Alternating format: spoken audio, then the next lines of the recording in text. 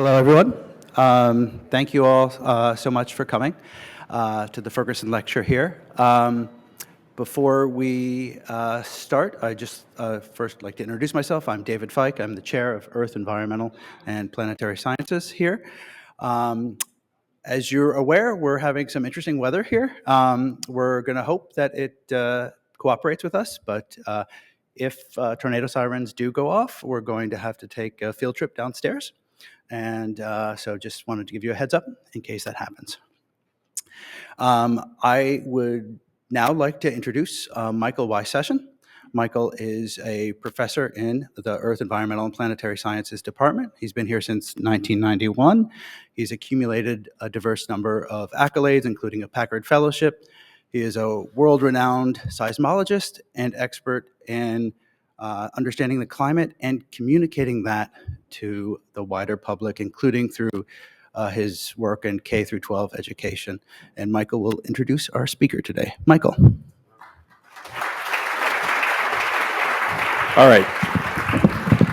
Thank you so much, David. Welcome to the annual Endowed Ferguson Lecture. It's going to be given today by Professor Naomi Oreskes, who is the Henry Charles Lee Professor of the History of Science and affiliated Professor of Earth and Planetary Sciences at Harvard University. I'm going to make this quick. If you've ever read any of Naomi's books, you just want me to get off the stage so you can hear her speak, and me too.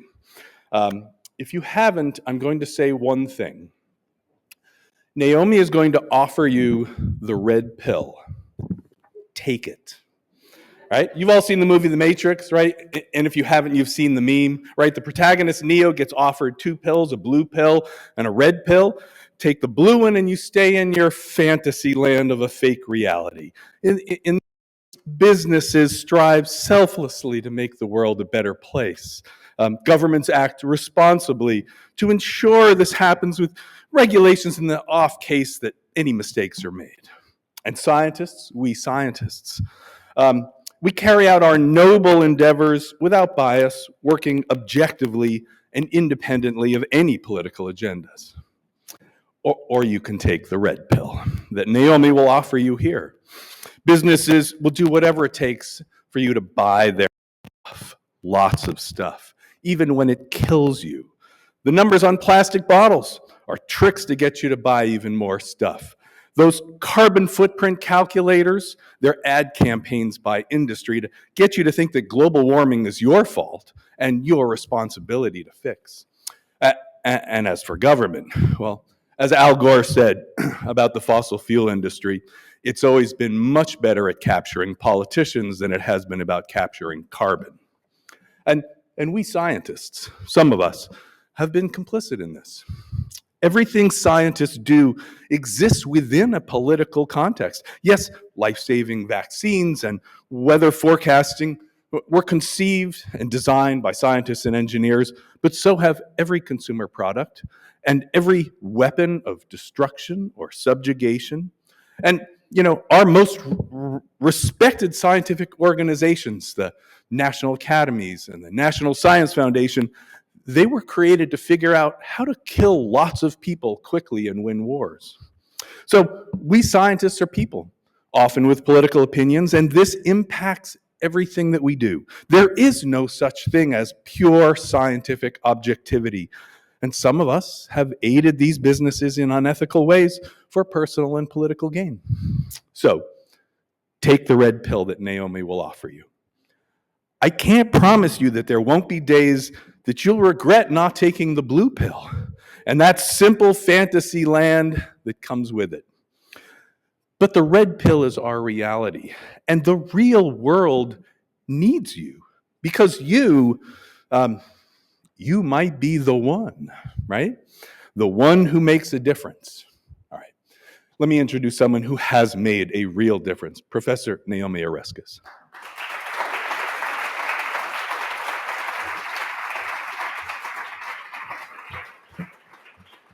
Well, thank you so much for that really amazing introduction. And I noticed the lightning struck just as you were talking. So hopefully that's like to say that God agrees you should take the red pill. Although I'd be lying if I said there weren't days that I wished I would take the blue pill. I just want to start by saying this is the William Ferguson Science Lecture. I'm a scientist and a historian of science by training, but we're going to, for the next 15 minutes, mostly talk about politics. And so in the middle of the talk, you may be wondering, what does this have to do with science? So just kind of spoiler alert, my argument here and in much of my recent work is that we cannot actually understand the state of science in America today. And in particular, we can't understand why so many people have turned against science, why the Trump administration is dismantling NOAA even as we speak, and the NIH and other federal scientific agencies, without understanding the political ideology that is driving this. Because although there is some lack of public understanding of science, that is a real thing, and certainly there's an important role for science education in our world, but so much of what's going on now is not being driven by ignorance, but by active, politically motivated, I'm going to use the word malice. So let's get started. My talk today is mostly drawn from my latest book, The Big Myth, just out in paperback 2 weeks ago. So you can order that online or at any fine bookstore. But I want to start with science because this is where my own work has begun, and this is the entree into this question that I hope will be meaningful to everyone here today.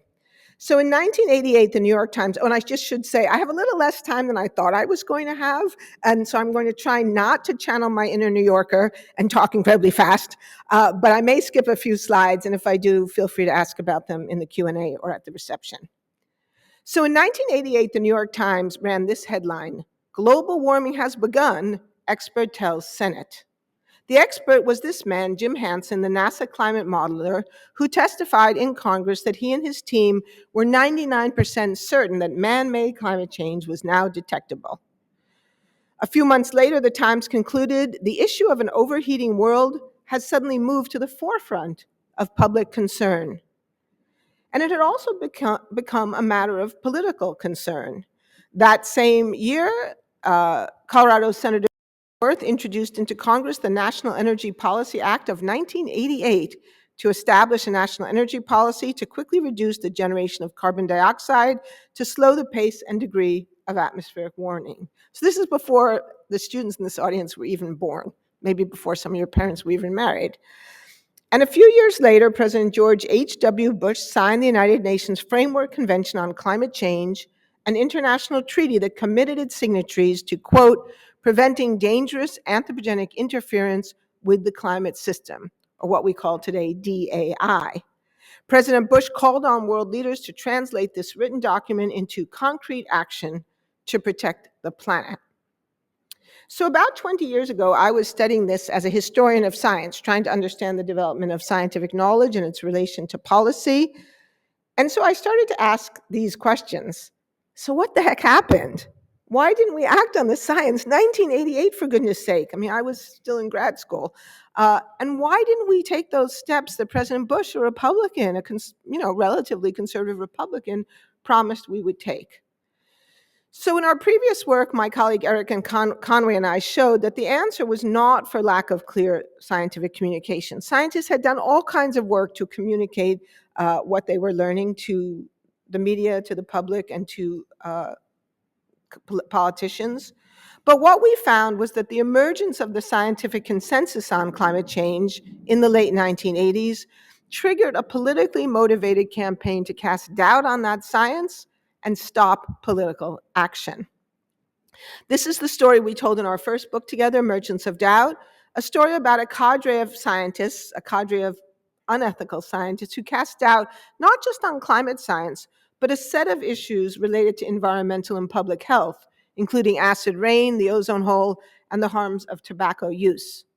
And the question we wanted to answer when we first began this work was, why would educated, intelligent people deny basic scientific findings, especially about something as well established as the harms of tobacco or as consequential as the ozone hole, and in many cases work that their own colleagues at their own universities had done, in some cases work that people they had hired had done. So, I mean, one of the people we studied was Robert Jastrow, who had hired Jim Hansen at NASA. The short answer turned out to be politics. What we found was strong evidence that science denial had nothing to do with the science itself. And by that I mean it wasn't based on problems in the science, like inadequate data or models that were too uncertain, but it had everything to do with politics and particularly the political ideology called market fundamentalism. So what is market fundamentalism? Well, essentially, it's the rejection of regulation in favor of allowing the marketplace to do its magic. So it has two parts. One is a sort of pro-market position that the free market is wise, it's efficient, it's good, it can solve our problems. But it's coupled to hostility to government, especially government regulation. Market fundamentalists will argue that government needs to just get out of the way and let markets do their magic. We came to understand this through through a variety of means, but one very specific and telling example, and that had to do with the debate over secondhand smoke. So one of the merchants of doubt we wrote about was this man, S. Fred Singer, who was a physicist, and in fact, he was the proverbial rocket scientist. He had been the first director of the US National Weather Satellite Survey. He had served in a variety of positions in government science, but in the 1990s, he began working with the tobacco industry, the Philip Morris Company, to challenge the scientific evidence of the harms of secondhand smoke. By this time, there was a large amount of scientific data that showed that secondhand smoke was dangerous, that you could get lung cancer from secondhand smoke even if you never smoked yourself. And the Surgeon General had issued a major report saying exactly this, and showing that secondhand smoke was killing hundreds of thousands of people every year, including infants and young children. And if you don't know this, by the way, secondhand smoke causes sudden infant death syndrome. And that was something that was actually buried because it was considered so controversial that the scientists involved decided they just weren't going to go there. And I think about this a lot because anyone who's ever had children, you know, your pediatrician probably tells you to put your baby to sleep on their back, right? How many people got that advice? But how many people were ever told by their doctors that secondhand smoke could cause sudden infant death syndrome? So why would anyone defend a product that kills babies? Well, fortunately, one great thing about being a historian is, you know, it's kind of like Catholic confession. Sooner or later, people confess. And if you look at enough documents, people usually generally tell you why they're doing what they're doing. And so in this report that Fred Singer wrote in 1994, he wrote, quote, and these are his words, "If we don't carefully delineate the government's role in regulating dangers, there's essentially no limit to how much government can ultimately control our lives." So this is the argument in a nutshell. If we allow the government to compromise any freedom, like the freedom to smoke, we risk losing all freedoms. And therefore, even a seemingly good regulation, like a restriction on smoking, is actually bad because it puts us on the slippery slope to government control and, in Singer's mind, to a kind of Soviet-style totalitarianism. And this is where the Cold War piece is an important part of the story. So it could be inadvertent, it could be naive liberal do-gooders, but often Singer and his colleagues accused environmentalists of doing this deliberately. They accused environmentalists and environmental scientists of being watermelons, green on the outside, but red on the inside. So kind of, you know, red's under the bed. And this helps to explain why a scientific issue like the harms of tobacco or carbon pollution got politicized, because the opponents of regulation framed this in political terms. So when we finished Merchants of Doubt, the next obvious question, and people often ask me, like today, several students, you know, how did you decide to work on X? And, you know, most of the time it's not really sort of a decision. It's mostly like a journey. One research project, you know, you answer one question and it leads to another. And so we were left with this question, well, where did market fundamentalism come from? Why would anybody believe that regulating tobacco would be a slippery slope on this road to totalitarianism? And particularly, we wanted to know, why did so many people accept this to the point that they would reject really well-established scientific evidence of really serious harms and reject the need for some kind of response to address these harms? So this is the story we tell in the new book.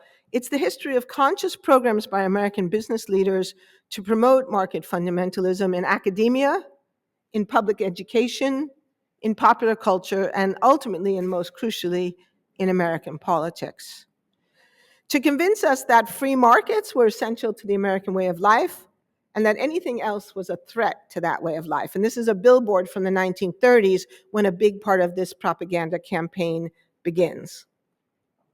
What we show in the book is that the same industry, trade groups, and conservative business leaders used the same strategies over and over again throughout the 20th century to try to fight protections for child labor, to prevent or limit regulation of industries, including the electricity and tobacco industries, to protect private sector actors from responsibility for the costs of their products, like air pollution and water pollution, and now climate change, and specifically to deny the reality of climate change and prevent the sort of political action that in 1992 looked to be imminent. They did this through a set of efforts involving advertising, marketing, attempts to influence radio, film, and television, and outright propaganda designed to persuade the American people, that is to say us, that any compromise to economic freedom threatened our freedoms and therefore our way of life. And this then culminates politically in the election of Ronald Reagan with his famous slogan, "Government is not a solution to our problems, government is the problem," and the remaking of the Republican Party in a way that I think laid the grounds for what we're witnessing in real time right now, the dismantling of federal regulation, the dismantling of federal scientific agencies. But we're equal opportunity critics. In the book, we also look at the way it influenced the Democratic Party as well. And we argue that this way of thinking was so pervasive that it influenced the Democratic Party as well to step back from its earlier commitments to use the power of the federal government to protect workers, consumers, and the environment. It was Bill Clinton, not Ronald Reagan, who said in the 1990s, the era of big government is over. And even the phrase big government came out of the business community. In the 1930s, lots of people talked about big business, and there was a lot of hostility to big business because of the role that people thought it had played in the Great Depression. And so the business community begins to say, no, the problem isn't big business, the problem is big government. And we still have that language with us today. So the story of telling a big myth required a big book. The book is over 500 pages, but I have to say you can read individual chapters as much as possible. We tried to write the chapters so they could stand alone. What I want to talk today about, though, is really specifically this ideological component, because I think it's something that as scientists, we're not trained to really think about. In fact, if anything, we're trained to think ideology is a bad thing, and therefore we don't even want to think about it. And it may be bad or it may be good, but my argument is that whether we like it or not, we have to understand it because it's so important. So what I want to do is offer a portion of this history that invites us, especially as Americans, but it's influenced Europe and other parts of the world as well, to consider how we have come to rely so much on markets, and I would argue not enough on governance. And I mean governance broadly construed. It includes corporate governance, it includes state and local governance, to address economic and social needs and remedy market failure. So this part of the story then begins in 1933 with ex-President Herbert Hoover. As most of you know, Herbert Hoover lost the US presidency to Franklin Roosevelt in 1932, and he's been generally viewed by history as a discredited president because of his failure to address the Great Depression. But in fact, he remained highly influential in Republican Party, conservative, and business circles. And in 1934, he wrote a book called The Challenge to Liberty that essentially laid down the fundamental argument of market fundamentalism.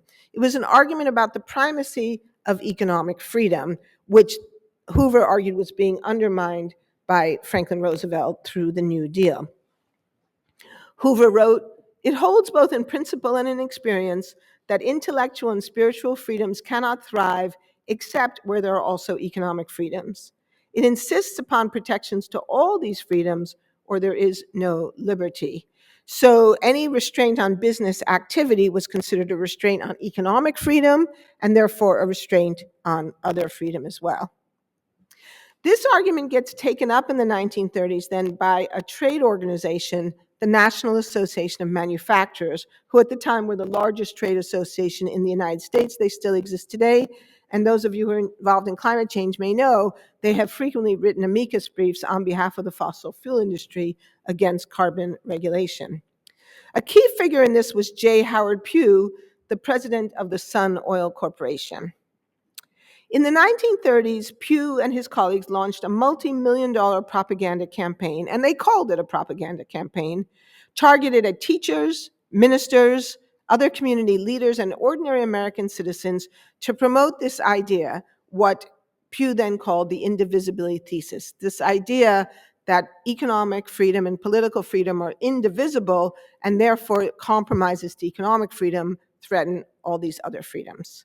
They did this through a wide variety, really a breathtaking variety of activities, including press releases, push polls, integration propaganda. That's so propaganda that's like integrated into news reports to make it seem as if it's not propaganda. Films, newsletters, magazines, cartoons, posters that were distributed to factories and classrooms, etc. In 1939, they organized these arguments under a framework they called the Tripod of Freedom. And in 1939, at their annual meeting, they issued this declaration, which was reported verbatim and without criticism in the New York Times and elsewhere. In a world torn by war and dictatorship, Americans live at peace and in freedom. The best assurance we shall remain free and peace is our faith in constitutional representative democracy, in free enterprise, and in civil and religious liberty as inseparable fundamentals of freedom to be cherished and preserved. So the claim was that America as a country was founded on three principles: representative democracy, civil and religious freedom, and this new term that they now introduce into the conversation, free enterprise. Before that, people talked about private enterprise, and a lot of this story involves managing language. So NAM figured a lot of Americans didn't actually like private things, so instead of calling it private enterprise, we'll call it free enterprise because everyone loves freedom. And so the argument is that, like a tripod, if any one leg of this is compromised, the whole thing falls apart. And therefore, it's essential to protect free enterprise in order to maintain political freedom and democracy. This argument was promoted in a variety of formats and venues, but most aggressively, and by their own account most successfully, in a syndicated radio program extolling the virtues of capitalism and vilifying FDR and the New Deal. It was called The American Family Robinson, so an allusion to the story, The Swiss Family Robinson, about a family wrecked on a desert island who survived through hard work. And each week they had some story about some character who faced a problem and solved it on their own without the help of the government. And if the government does appear, it's usually to get in the way and mess things up. According to NAM's own discussion, and so this program was syndicated to over 300 radio stations across America. Millions of people heard it, but it never told you that this was actually produced, paid for, and supplied by the National Association of Manufacturers. Essentially, it's a kind of advertisement for political ideology, but camouflaged as an entertaining radio program. So this was a document I found in the archives. The program's purpose was, quote, to present openly and as effectively and attractively as radio will permit the fundamental principle that freedom of speech and of the press, freedom of religion, and freedom of enterprise are inseparable and must continue to be if the system of democratic government under which this country has flourished is to be preserved. As I said, J. Howard Pugh called this the indivisibility thesis. This is a letter he wrote in 1948 to the libertarian writer Rose Wilder Lane, the daughter of Laura Ingalls Wilder. And we have a whole chapter in the book about the Little House on the Prairie books, which we can talk about if people are interested. So again, he explains, I believe that freedom is indivisible. When a part is taken away, what remains is no longer freedom. So in other words, the other freedoms aren't even really freedom anymore. And then he says, to illustrate, suppose we should lose our industrial freedom. And by that, he means the freedom of business people to decide for themselves how to run their factories with no minimum wage, no restrictions on child labor. Then it would require a compulsory form of government in order to enforce the decrees, and a compulsory state can brook no freedoms. So you see the slippery slope argument. Once you limit child labor, the next thing you know, the government is controlling everything. Now, Pugh and his colleagues faced several problems. One of them was that this thesis was demonstrably not true. If you know your Constitution or the Declaration of Independence, you know that free enterprise appears nowhere in the Declaration of Independence, nowhere in the Constitution. And in fact, The US government, both on the state and federal level, had been deeply involved in the American economy throughout history. In fact, there's been some conversation of late how we had a lot of protective tariffs in the late 19th century, and by and large, the business community supported protective tariffs when it benefited them. In fact, one of the ironies of this story, NAM was actually created originally to lobby for protective tariffs for American industry. So it's just not true. It's simply just not true that free enterprise was one of the founding pillars of this country. It was also obviously hypocritical because NAM, Pew, and Herbert Hoover were arguing for their freedom as businessmen to set wages, working hours, and conditions in their factories, but they fought bitterly and sometimes violently against their workers' freedom to unionize or engage in collective bargaining. And it was obviously self-serving. In particular, in the 1940s, memories of the Great Depression were still vivid and bitter. As historian Wendy Wall has noted, in the wake of that economic collapse, the, quote, narrative of capitalist-driven growth seemed questionable at best and a monstrous delusion at worst. So how do you get people to believe an idea that's false, hypocritical, and self-serving? Well, you recruit academics. So Pew and his colleagues realized, and they also had polls that show that they had spent literally hundreds of millions of dollars, but polls show that FDR was still very popular. People, by and large, supported the New Deal. People supported minimum wage laws. They supported the limiting of child labor. So Pew and his colleagues decided they needed academics to try to give the argument more intellectual gravitas, to persuade people that these accounts were correct, whether you liked it or not. And so they recruited two of the founders of neoliberalism to come to the United States, the Austrian economist Friedrich von Hayek and his mentor Ludwig von Mises. And one of the other ironies of this story, in the American Family Robinson, they're constantly criticizing socialism and communism as foreign theories, and they criticize the American government for importing foreign theorists. But now, in the 1940s, they literally import foreign theorists and foreign theories to the United States. And they paid for positions for them at NYU and the University of Chicago, and produced simplified versions of their arguments that then were heavily promoted in popular contexts. And there's a great story I have to tell here since we're in an academic institution. So there's this conversation that takes place among these guys and some of the Chicago School economists about how they should do this. And one of the business people thinks Princeton would be the right place to build this program. And Jacob Viner, who's an economist at the University of Chicago, says, yeah, I really don't think you're going to get any respectable university to agree to these terms. You're going to say who you want to hire, you're going to say what they're going to work on, and you're not going to advertise the job. There'll be no call for proposals, no peer review, because I really don't think any reputable university will agree to this. And indeed, Princeton does not agree to these terms, but the University of Chicago does.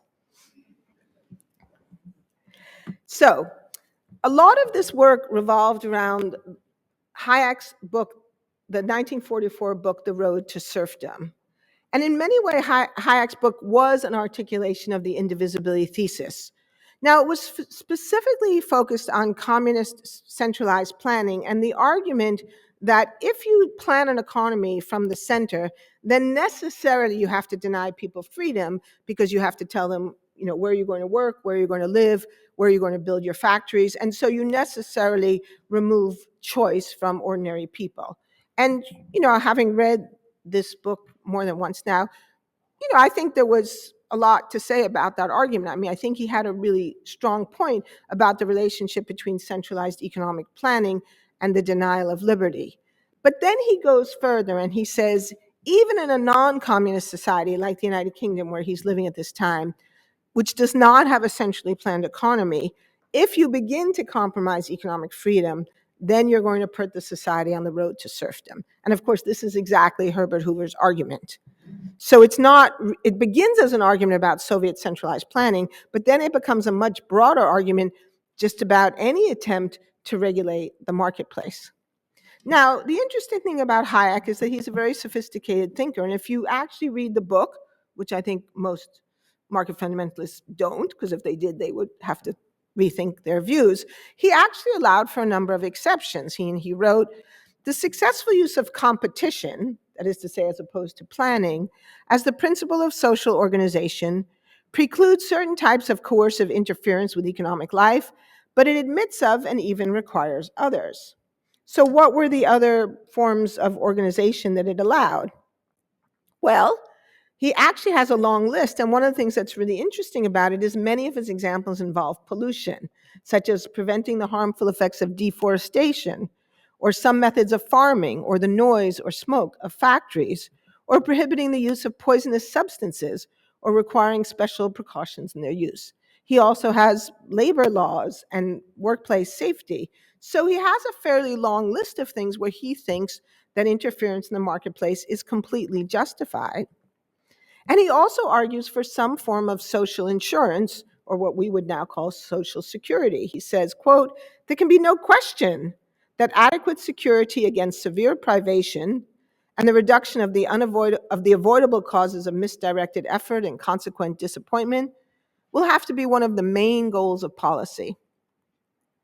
And he explicitly rejected the argument for laissez-faire economics, that is to say, just letting the marketplace sort it all out. He says, "It is important not to confuse opposition against planning with a dogmatic laissez-faire attitude.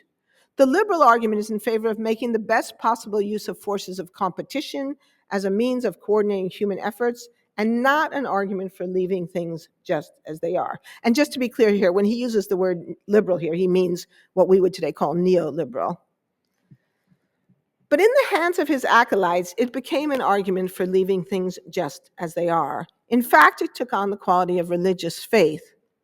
So the business leaders who had brought von Hayek to America arranged for a Reader's Digest condensed version of the book to be published. Now, they loved the message, but they thought his book was too highbrow for American audiences, so they arranged for a 20-page condensation of the book in April 1945. Now, the original book has no illustrations. The Reader's Digest version has one illustration, and it's this one here. And you will see that they turn it into a kind of religious credo, framing the arguments in terms of commandments. There's more than 10, but it's based. And they put this forward as a kind of commandments of political and economic rights to protect the dignity and freedom of the individual. So very, very focused on the individual as opposed to, for example, the common good. And then they pushed it even further. They turned it into a literal cartoon that was published in 1945 in Look magazine, which was the largest mass circulation magazine in the United States at that time, and a pamphlet that was distributed by General Motors in its factories to its workers as part of a program to try to persuade workers that they didn't need to unionize. So with only a tiny bit of text, The Road to Serfdom in Cartoons presents the entire very simplified argument in 18 pictures and captions. So this is like a graphic novel of Loathe. Now, the cartoon version is different from Hayek's argument. He begins with Soviet-style centralized planning, but now the argument shifts to national planning in the United States during World War II. So now the enemy is not Stalin, it's FDR, and it's not centralized planning, but it's the war mobilization. But the argument is the same. You let the government begin to mobilize the economy, and you end in the final figure with the dissident being shot by a firing squad. Now, we know in the 1950s, by his own account, Ronald Reagan read Hayek. We're pretty sure he read the Reader's Digest version. These popularization reached a huge audience. The original Road to Serfdom had sold 17,000 copies, which was quite a lot for a serious book and much better than the editors expected.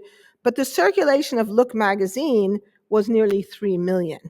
And Reader's Digest had a circulation of nearly 9 million, and another 1 million copies were distributed by General Motors. The US population at that time was about 140 million, so we have strong evidence that these popularizations may have reached 10% of the American people, or maybe even more. That's a lot of people. I mean, that would be as if I sold 33 million copies of my books, and my books sell well, but they don't sell that well. And in all these versions, all of Hayek's nuance and caveats were expunged. All of his discussion of the legitimate forms of interference, which is to say governance, have all been removed. And then they did the same thing to Adam Smith. And this is my favorite part of the talk. So Hayek was brought to Chicago as part of something that they called the Free Market Project. It was conceptualized and funded by business leaders, a former executive at DuPont named Jasper Crane, and a man named Harold Lunow, who was actually from Missouri, it's a Missouri connection here, who was the head of the Volcker Foundation, generally thought to be the first libertarian foundation in the United States. Jasper Crane, in turn, was friends with Rose Wilder Lane, who I just mentioned, and the idea then was to fund an academic program at a prestigious university to develop, quote, a blueprint for an effective competitive system of free enterprise. So again, you see, it's not a question about the causes of the Great Depression or how you achieve full employment. It's about coming up with a blueprint for a social organization based on free enterprise. So the arguments are stipulated in advance. The first is the primacy of the free market as the most efficient organizer of society. So again, not just about efficient delivery of goods and services, but efficient organizer of society, and explaining that, quote, the free market is systematic, rational, not chaotic or disorderly, and consistently efficient in, quote, allocating resources to their best use. And in the book, we dig more into like where that argument comes from and what is the evidence to support it. And it's like shockingly thin. And the second is this argument about freedom.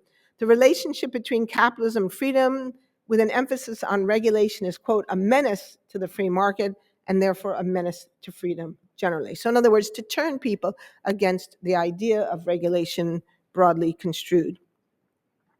So what we see is, here's the hypocrisy piece. These champions of competition did not actually support a free market of ideas or even open inquiry. There's no open search for these jobs. There's no competitive process for funding.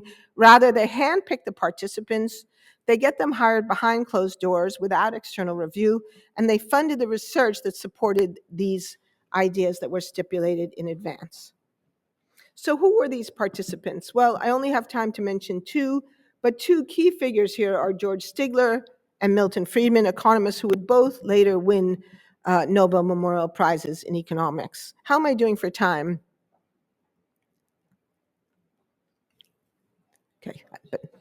Okay, all right. So in 1957, Stigler published an edited version of Adam Smith's classic work, The Wealth of Nations. And just as the edited version of The Road to Serfdom left out all of Hayek's caveats, so did the Chicago School version of The Wealth of Nations. Now, The Wealth of Nations is a giant book. It's over 1,000 pages, so obviously some things would have to be left out. But Stigler left out all the passages where Smith discusses the limits of self-interest and the need for taxation, regulation, and restraints on self-interest to protect public safety. So many of you probably don't know that Adam Smith in The Wealth of Nations has an extensive discussion on the need for banking regulation, for taxation to support public goods like roads and bridges, for the need for minimum wages, and the rights of workers to unionize to counter the power of factory owners. All of this is removed. I don't really have time to talk about banking regulation, so we'll just skip that. But what Smith makes very clear in the book is that you need regulations, that this so-called free market economy that he's developing this argument for does not mean that there are no regulations. On the contrary, he argues we need regulation when the actions of some individuals threatens the freedom, safety, or security of the rest of us. And bankers are his prime example of that reckless bankers pursuing their own self-interest could actually bring down the whole economy, something that we had seen during the Great Depression and almost saw again in 2008. Jacob Viner, who I mentioned a minute ago, who was one of the original founders of the Chicago School before the Free Market Project, said, quote, the modern advocate of laissez-faire who objects to government participation in business on the grounds that it is an encroachment upon a field reserved by nature for private enterprise cannot find support for this argument in The Wealth of Nations. So why don't we know this? Why do so many of us think of Adam Smith as an advocate of untrammeled self-interest? Well, in the book, we argue that it's at least in part because this is the version of Adam Smith that has been given to us by the University of Chicago, the most famous and prestigious economics department in the country, if not the world. I think I'm going to skip over Milton Friedman in the interest of time, but in the book, we go into how Milton Friedman then takes up and expands this argument in a very influential book, Capitalism and Freedom, and how these books then get picked up by various right-wing commentators in the United States, including, this is Glenn Beck on Fox News, and you can see he's touting The Road to Serfdom in the back. And both President Reagan and President Bush also highly promoted Hayek. Hayek received the Presidential Medal of Freedom. It was 1991, so actually Bush was the president who gave it to him, but Reagan was invited to the ceremony. Milton Friedman gets a television series on public television called Free to Choose, which is also bankrolled by libertarian business people. And then Milton Friedman is awarded both the National Medal of Freedom and the National Medal of Science. So we see how the work of these men is elevated both by the business leaders who bankroll them, but then also by Republican political leaders who are influenced by their work and promoted in a variety of ways.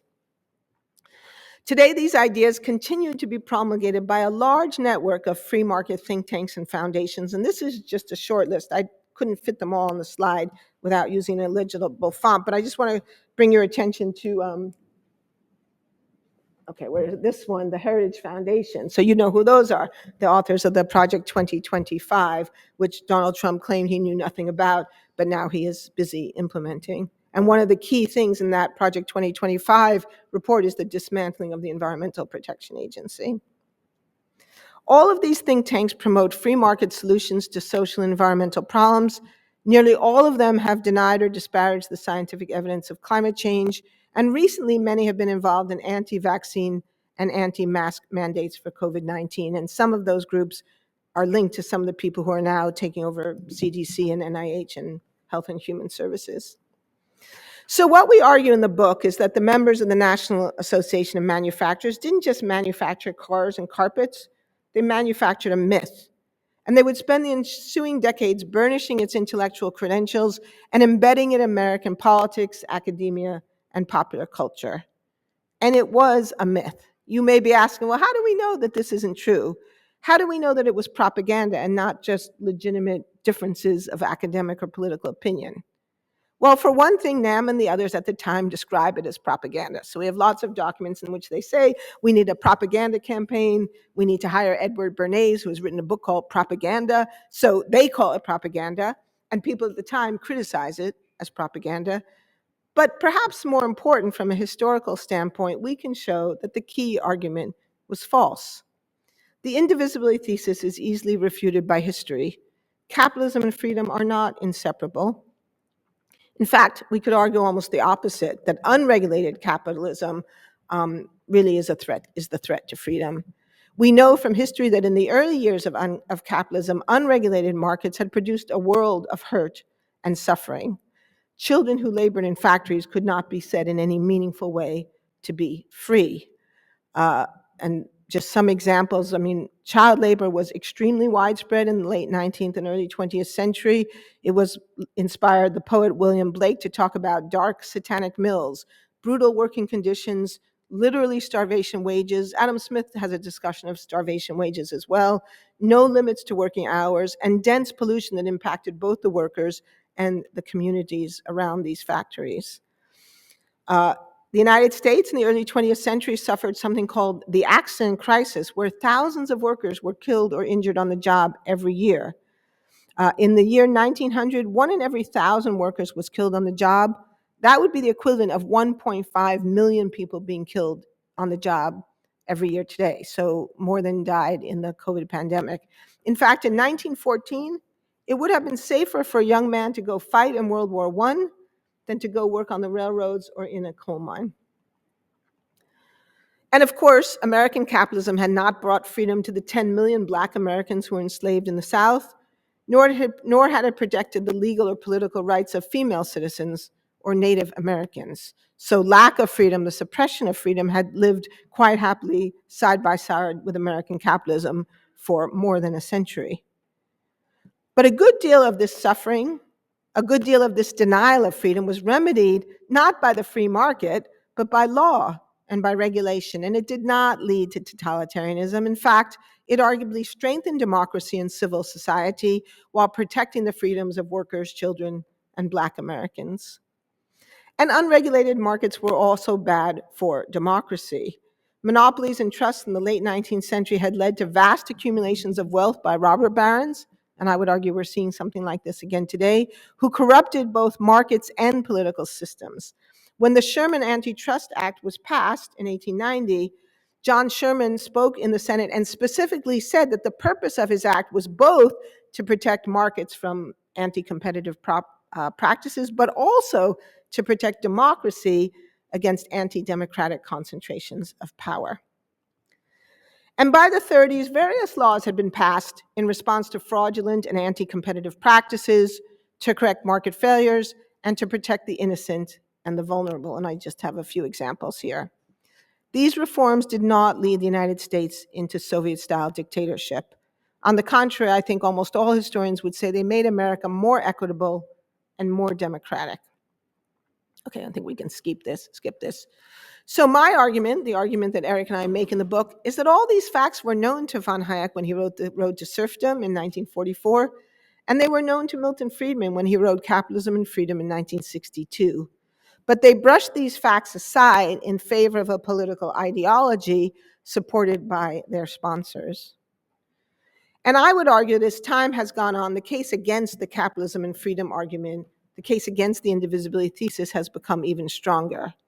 So as many of you know, in 1973, Chile undertook economic liberalization under a brutal dictatorship that was advised by Milton Friedman and a group of his students from Chicago who were known as the Chicago Boys, and it vastly reduced freedom in Chile, and the government there also murdered thousands of its citizens. In 1978, China instituted its open door policy, which many economists were very excited about because they believed that when China embraced market economics, it would be only a matter of time before political freedom would follow. But of course, that did not happen. And so economists have had to develop a word, a new term to describe the Chinese situation. Some economists call it market authoritarianism. And just the existence of that term, I think, tells you what you need to know. Now, of course, in 1962, Milton Friedman didn't know what would happen in Chile or China, but he did know what had already happened in the United States, that capitalism had not protected freedom, that workers, consumers, and environmentalists and environmental scientists had to fight the American business community to protect their rights, their freedoms, and the natural environment. The truth, I would argue, is that freedom is not protected by our economic system. That is to say, it's not protected by our forms of distributing goods and services, but by our forms of governance, by our laws, and by our civic norms. The Yale historian Timothy Snyder has written, "A common American error is to believe that freedom is the absence of state authority." I think that our book helps to explain why so many Americans make this error. Because for more than a century, we have been bombarded with this message. It has been what we have been consistently told by powerful people and organizations who have insinuated this message into our children's books, into our Hollywood movies, and into our universities. In 1864, when America was even more polarized than it is today, Abraham Lincoln wrote about freedom, and he said, "We all declare for liberty, but in using the same word, we do not all mean the same thing. The shepherd drives the wolf from the sheep's throat, for which the sheep thanks the shepherd, while the wolf denounces him for the same act as the destroyer of liberty." Or as Isaiah Berlin put it a little more succinctly, "Liberty for wolves can be death to the lambs." So to conclude, market fundamentalism is not restricted to the United States, but it finds its fullest expression and most wide-ranging support here. And this, we argue, is neither coincidence nor historical contingency, but the results of a nearly century-long propaganda campaign to persuade us of the efficacy and benevolence of markets and business leaders and the inefficacy and malevolence of big government and politicians, linked to this insistence on the primacy of markets as protectors of freedom. And I think we're seeing this right now with Elon Musk, talking about privatizing Social Security, privatizing NASA, and the like. The reality is that the free market is a theoretical idealization. There is no such thing as the free market, and there never has been. There have always been rules and regulations for how markets should operate, going back to the Old Testament. So the question we face, I believe, is not whether there's a role for governance or a role for markets. Obviously, we need both. The question is how we understand those roles, how we balance competing interests and competing freedoms, and how best to address market failures and remedy them when they occur. And this is what links our new work to our previous work, because it's the ideology of the magic of the marketplace that stands in the way of addressing many of our business biggest challenges, most obviously climate change. Of course, many economists have recognized this. We're not saying anything that environmental economists have not been already saying for a long time. Indeed, back in 2005, so 20 years ago, Nicholas Stern, the former chief economist of the World Bank, called anthropogenic global warming the greatest and widest ranging market failure ever seen. More recently, Klaus Schwab, the founder of the World Economic Forum, said, "Free market fundamentalism has eroded workers' rights and economic security, triggered a deregulatory race to the bottom and ruinous tax competition, and enabled the emergence of massive new global monopolies." But oddly, he left out what I would argue is the biggest market failure of our time, namely climate change. Because the reality, as the novelist Kim Stanley Robinson has put it, the problem with the invisible hand is that it never picks up the check. Thank you very much.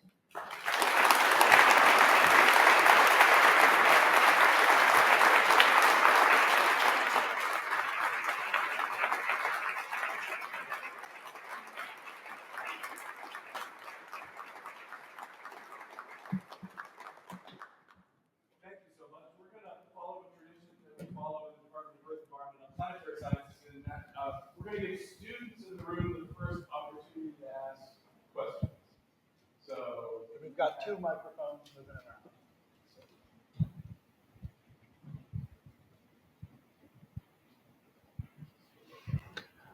Hello, thank you for giving the talk. I have a question, I guess, kind of in recent years, with a lot of the criticism of market fundamentalism, there's also kind of been a broader reevaluation of the whole, I guess, modern, liberal in the sense that Hayek would use it, not liberal in like the modern political sense, but like liberal notion of like rights or freedom, obviously in the classical world and until modernity. Liberty was considered as being coexistent with virtue, and rights were considered to come with responsibilities and duties.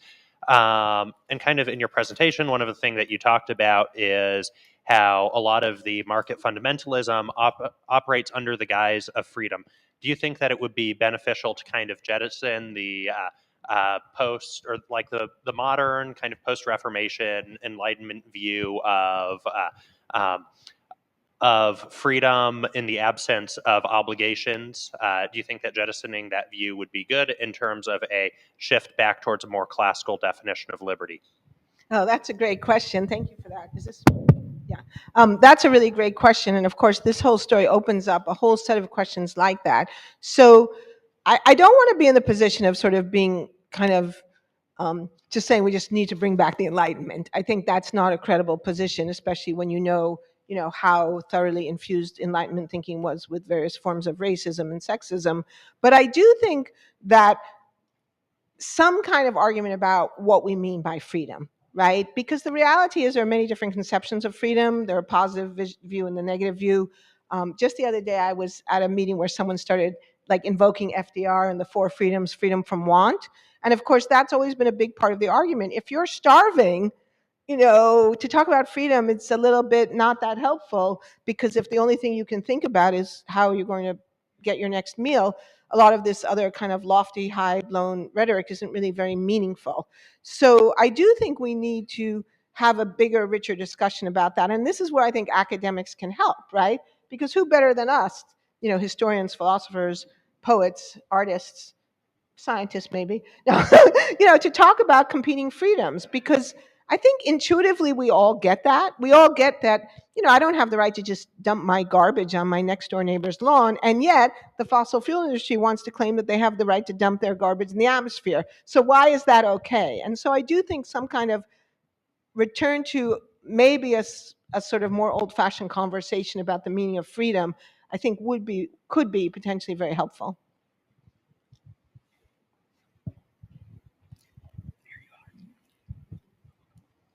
Hello. Thank you for that wonderful talk. I wanted to ask, in an era where you have like social media and this increased polarization and even like exposure to information, what do you think is a realistic way that politicians or policymakers or academics or whoever can go about, maybe undoing some of the century-long propaganda or addressing this issue in a realistic manner? Yeah, well, it's difficult for sure, and I don't think there's an easy answer. But I think one thing has to do with naming and shaming.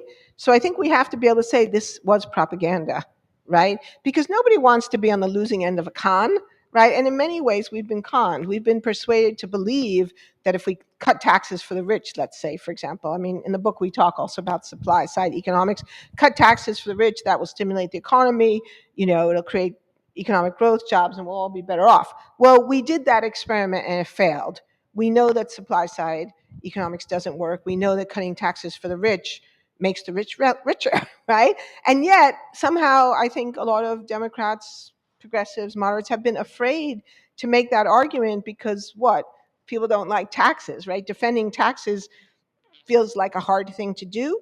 But if you say, yeah, a fair taxation system makes the whole economy work better, and massive concentrations of wealth. I mean, we're seeing it, we're witnessing it in real time. I mean, no one elected Elon Musk. He holds no official position in government. And yet, somehow, just by virtue of his colossal wealth, he's been given authority to make giant decisions, you know, in absolute disregard of all kinds of laws, and now even in disregard of judges' decisions. And so I think to call it out and say, this is propaganda, it's a lie, it's a story we've been told to try to justify, that these people have used to justify acts in their own self-interest that don't serve our interests. And I think, getting back to your question, the word virtue almost seems kind of quaint, right? It's not a word you hear used in common language every day, but maybe we can bring it back, right? Because I think the argument is right, that there's an earlier conception of liberty that understands it as tied to virtue. And I think a lot of Americans look at what's going on right now and they know that Elon Musk is not a virtuous man, right? And it shouldn't be that hard to make that argument, right?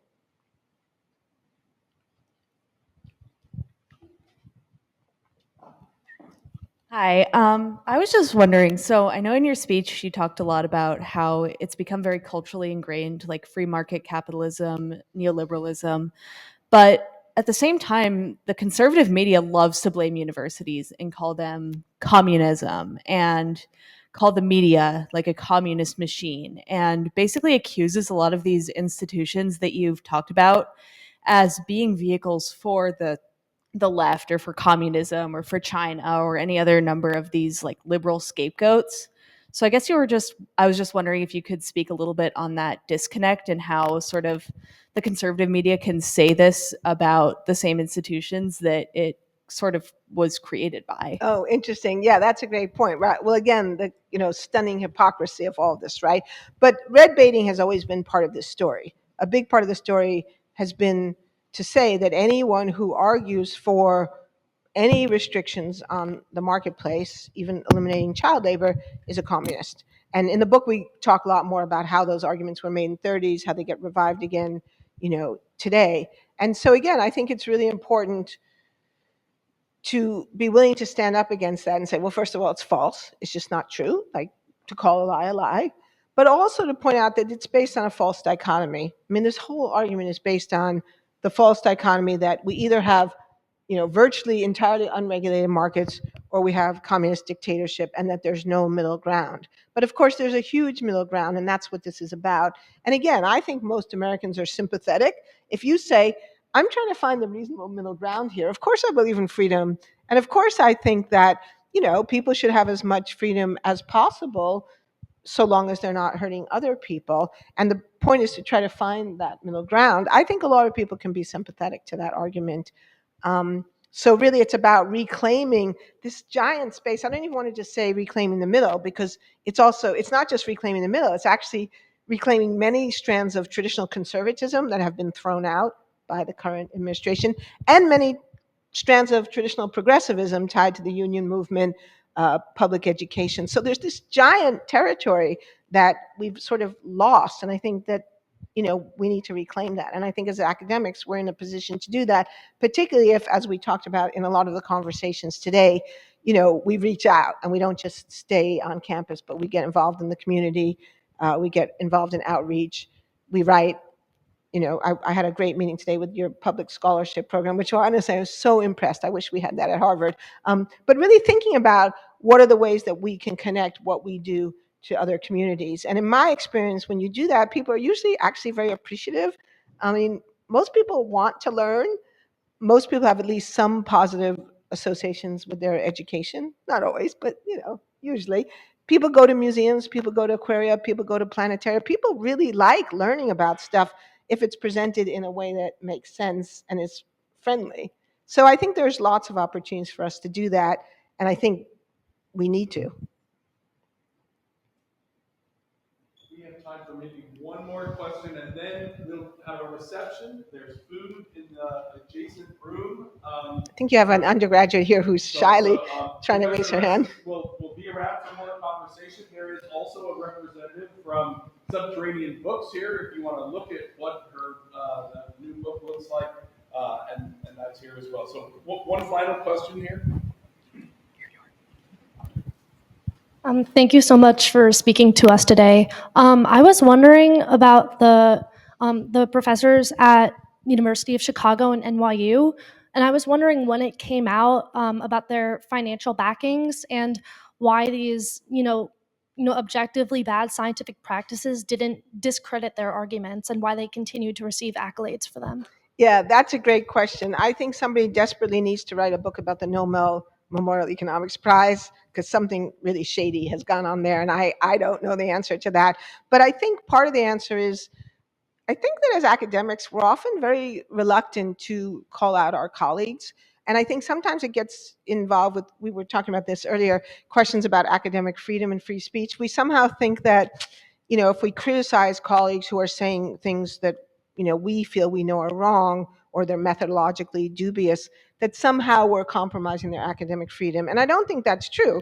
I think we're standing up for academic integrity. And I think calling out bad science or bad social science, or just bad thinking is actually essential to academic integrity so that people see, yeah, we are prepared to say when something's wrong. And we don't just, circle the wagons and defend our colleagues just because they're our friends or because we've known them for 40 years. So I think universities have a lot of work to do. And I think this crisis is an opportunity to think through, what could we be doing to make clear that we actually are standing up for the integrity of our mission and doing it both walking the walk and talking the talk, saying what we're going to do and then actually doing it.